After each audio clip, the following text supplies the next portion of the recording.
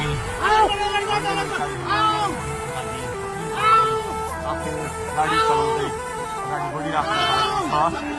हामी दुर्गा प्रसादले अगाडि बढिरहेका छौँ। निकै ठुलो मात्रामा युवाहरूको उपस्थिति देख्न सकिन्छ। ठुलो मात्रामा युवाहरूको उपस्थिति प्रहरीको मार्च गरेर दुर्गा प्रसाद आफै अगाडि बढ्दै हुनुहुन्छ। प्रहरीलाई गाडीले घेरेर दुर्गा प्रसाद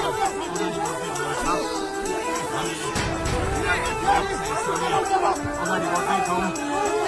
जहाँ कसैले रोक्न सक्ने अवस्था छैन, कसरी प्रहरीलाई दुर्गा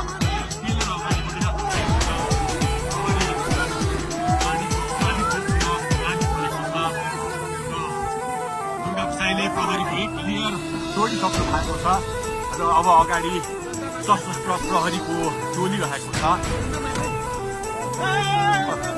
उहाँ अगाडि बढिराख्नु भएको छ। यो गाडीमाथि प्रहरीले अन्दाज लाठीचार्ज गरिरहेको छ। तपाईँ देख्न सक्नुहुन्छ।